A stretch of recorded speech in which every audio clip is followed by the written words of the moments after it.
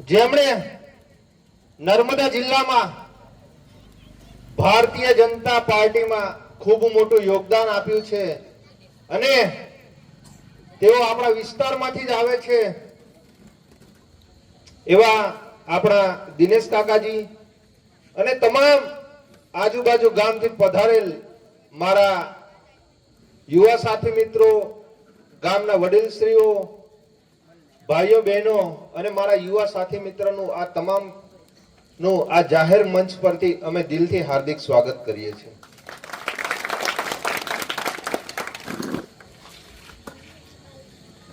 આજે વાત કરીએ તો આપણા વિસ્તારમાં ઘણા બધા નાના મોટા પ્રશ્નો છે, ઘણી બધી સમસ્યાઓ છે, પણ તેમ છતાં પણ આજે આપણા વિસ્તારમાંથી અવાજ ઉઠાવવા માટે કોઈ રાજી નથી. આજે આપણા હક અને અધિકાર માટે આજે આ સરકાર સામે બોલવા કોઈ તૈયાર નથી. આપણે ક્યાં સુધી આવી જિંદગી જીતા રહીશું? ક્યાં સુધી આપણે ગુલામી જ કરતા રહીશું? પહેલા ગોરા અંગ્રેજોના ગુલામ હતા, અત્યારે આ કાળા અંગ્રેજોના ગુલામો છીએ આપણે.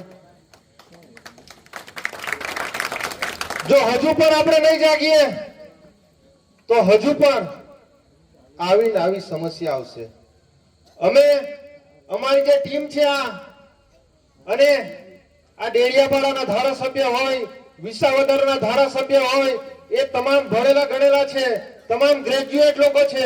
અમારી પર આ સરકાર સામે, આ પ્રશાસન સામે અવાજ ઉઠાવતા આપણા ખેડૂતોને જયારે અહીંયા ગાડી મારે, અહીંયા ગાડી કપાસનો ભાવ એને યોગ્ય ના મળે, વજન કાંટો એ વ્યવસ્થિત ના કરે, તો એ ખેડૂતની જવાબદારી નથી કે ભાઈ એ જે માલ લઈને આવ્યો છે તો એનો અવાજ ઉઠાવે?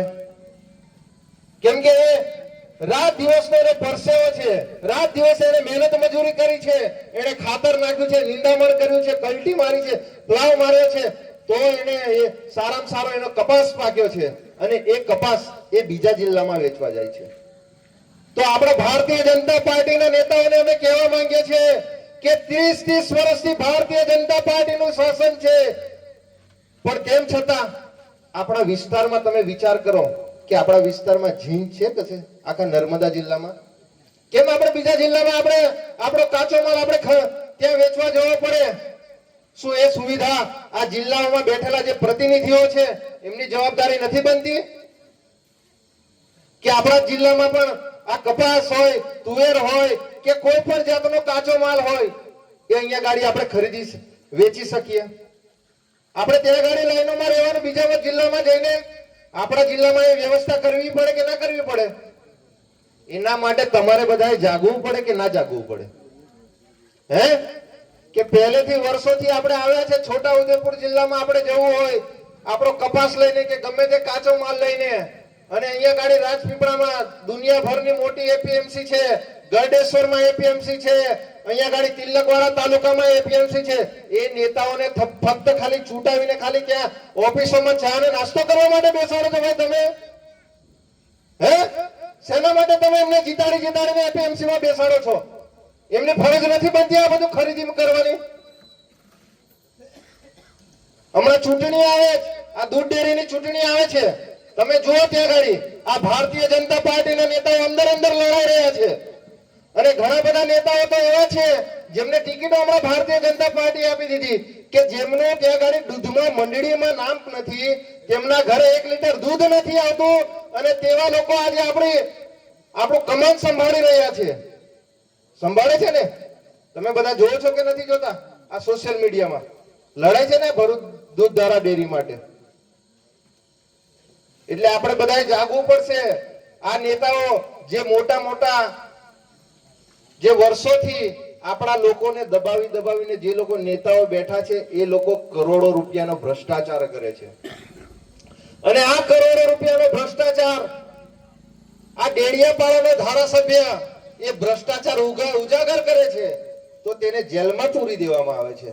અને જે લોકો ભ્રષ્ટાચાર કરે છે, આજે 2500 કરોડ રૂપિયાનો કૌભાંડ, આજે તમે વિચાર કરો, જે આપણા ગરીબ, આપણા પરસેવાના પૈસા જે આપણે ટેક્સ ચૂકવીએ છીએ, એક ખીલીથી લઈને એક તમે જહાજ લો ને, એક માચીસથી લઈને એક જહાજ લો, ત્યાં જેમણે નર્મદા જિલ્લામાં ભારતીય જનતા પાર્ટીમાં ખૂબ મોટું યોગદાન આપ્યું છે અને તેઓ આપણા વિસ્તારમાંથી જ આવે છે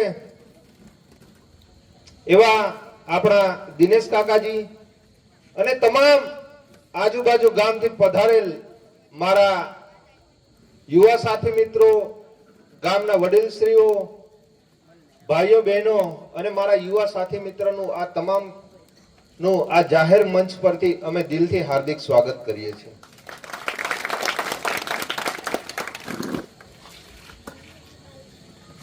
આજે વાત કરીએ તો આપણા વિસ્તારમાં ઘણા બધા નાના મોટા પ્રશ્નો છે,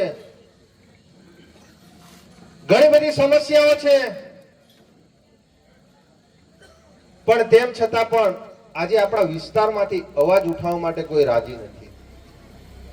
આજે આપણા હક અને અધિકાર માટે આજે આ સરકાર સામે બોલવા કોઈ તૈયાર નથી. આપણે ક્યાં સુધી આવી જિંદગી જીતા રહીશું? ક્યાં સુધી આપણે ગુલામી કરતા રહીશું?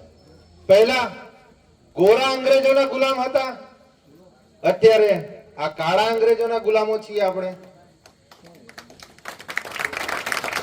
જો હજુ પણ આપણે નહીં જાગીએ તો હજુ પણ આવી સમસ્યા આવશે.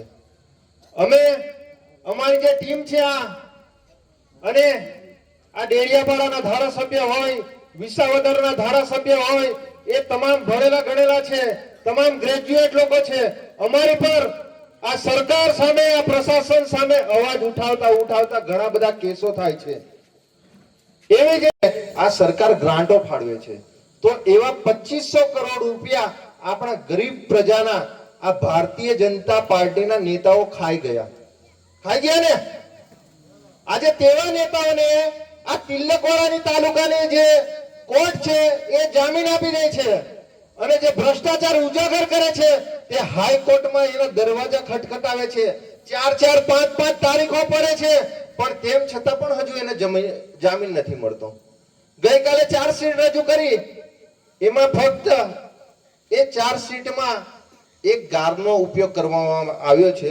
અહીંયા ગાડી ઘણા બધા બહેનો અને ભાઈઓની યુવા સાથી મિત્રો છે, એટલે મારે એ ગારનો ઉપયોગ નથી કરવો. આજે એક સામાન્ય ગાર માટે પણ આજે 2 મહિના સુધી આ ધારાસભ્ય જેલમાં રહેવું પડે છે. એમની પાસે આપણે સીસીટીવી ફૂટેજ માંગ્યા, પણ એમની પાસે સીસીટીવી ફૂટેજ નથી. વિચાર કરો, એ પ્રાંત સાહેબની ઓફિસમાં ત્યાં ગાડી મીટિંગ ચાલતી હતી, આપણા કરોડો રૂપિયાનું જે બજેટ આવે છે એ બજેટની ચર્ચા થતી હતી. એક બીજા જિલ્લાના વ્યક્તિને, જે વ્યક્તિ અહીંયા ગાડી ખાલી રહેવા આવ્યો છે, એને કોન્ટ્રાક્ટર બનાવી દીધો અને તેવા વ્યક્તિને સભ્ય બનાવે છે. અને આપણા કરોડો રૂપિયાની જે ગ્રાન્ટો છે એ વર્ષોથી કાગળ પર જ રહી જતી હતી અને એ ખુલ્લે આમ આ ભારતીય જનતા પાર્ટીના નેતાઓ ખાઈ જતા હતા. તો એ ધારાસભ્યને ધ્યાને આવ્યું તો એમણે અવાજ ઉઠાવ્યો કે ભાઈ, આ આખો ટ્રાઇબલ વિસ્તાર છે, આ વ્યક્તિ અહીંનો સ્થાનિક પણ નથી, તો તમે એને કઈ રીતે સમાવેશ કરો છો? અને સમાવેશ કરો છો તો ધારાસભ્યને એમાં સંકલનની મીટિંગમાં એને પૂછવામાં આવે કે ના આવે? આવે ને. આજે તમે વિચાર કરો, આ જે અધિકારીઓ આમાં એ હતા, એવા અધિકારીઓને આજે પ્રમોશન મળી ગયું. ત્યાંના જે પ્રાંત અધિકારી હતા એ આજે જિલ્લા વિકાસ અધિકારી બની ગયા, જિલ્લા પંચાયતમાં બેસે છે અને જિલ્લા વિકાસ અધિકારી બની ગયા. અહીંયા ગાડી આપણા પ્રશાંત સુંભે હતા એસપી સાહેબની બદલી કરી દીધી, એમને બીજી જગ્યાએ પોસ્ટિંગ આપી દીધું. ડીવાયએસપી સાહેબ હતા, એમની બદલી કરી દીધી. આજે વિચાર કરો, એક સામાન્ય ઘટનામાં જો 307 જેવી કલમ એક ધારાસભ્ય પર લાગી જતી હોય તો તમારી ને મારી જેવા વ્યક્તિઓની તો શું પરિસ્થિતિ આવે? આ સરકાર સામે અવાજ કરે તો. પણ અમે અને અમારી ટીમ, અમે તો અવાજ ઉઠાવીએ છીએ. તમારે પણ આપણા વિસ્તારમાં હક અને અધિકાર